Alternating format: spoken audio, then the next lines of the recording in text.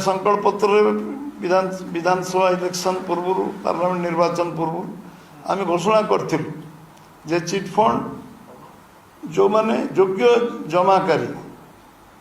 आम जिते लोक पाइबू एवं जो माने आम पाखे प्रमाण पत्र सामान्य किसी जोगे पारे समस्त को आम टंका फेरस्त दबू आ जमाकारी माने समस्ते जार पैसा जाइए सरकार रो दायित्व होची लोक विश्वास विश्वसनीयता रखा एवं जो माने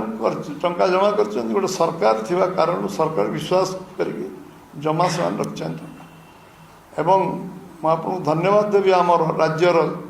मुख्यमंत्री मोहन चरण माझी को जे गोटे वर्ष भितर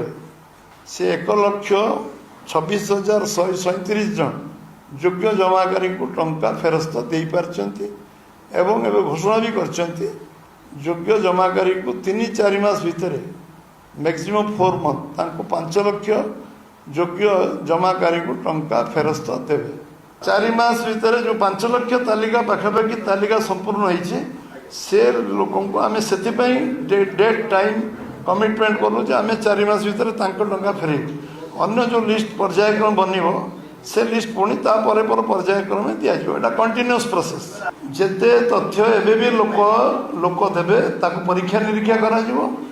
कहला 0.001 जो मैंने प्रमाण दे पारे जे समय जमा करते टंका दिज्व ना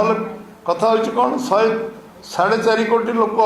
आवेदन तो करेंगे चिटफंड जो पाखे सामान्य प्रमाण अच्छी जो टंका जमा रखते जो मिनिमम प्रमाण आम पाखे अच्छी कौ सोर्स भी हो से था कि आम पाखे था कि अन्य जहाँ पाखे था से मिलगले पैसा फेरस्त दिया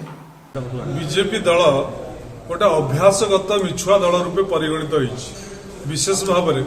निर्वाचन पूर्व आपण मैंने जानी रखा दरकार इस्ताहार रे से प्रकाश करथिले जे सरकार आसियार 48 घंटा भितर समस्त चिटफंड हिताधिकारी मानक आम टंका फेरस्त करूँ वर्तमान सुधा 13 मासे सरकार को 13 मासे पूरी गलानी तथापि एपर्यंत चिटफंड हिताधिकारी मानक टंका फेरस्त कले नाई गत काली गणमाध्यम द्वारा से प्रकाश करिसेंती जे क्षुद्र जमाकारी मानक अर्थ से फेरेबे किंतु जो माने अधिका पैसा विनियोग करथिले चिटफंड रे तांको पैसा बाबद रे एपर्यंत किछि स्पष्ट करिना तेणु 48 घंटाटा कौन 13 मासे की तो जो कथा से कहउचंती से कथा को से कार्यकारी करंतु से कथा न करी अन्य दल उपरे अन्य सरकार उपरे दोषारोप कले लाभ कौन अच्छी तेणु सी निजे आग गोड़ को अनातु सरकार बर्तमान कौ ढंग चली लोक कौन प्रतिश्रुति देते कौन कले न कले कौन ओडिया अस्मिता केते बाट गला जगन्नाथ कथा केते बाट गला बलभद्र कथा केते बाट गला मद मृत्यु ठारू आंब टाकुआ ठारू आरंभ करी ए सब माड़ पर्यंत केते घटना ताकू पछकू नौना एक अन्य को दोष दे लाभ कौन अच्छे।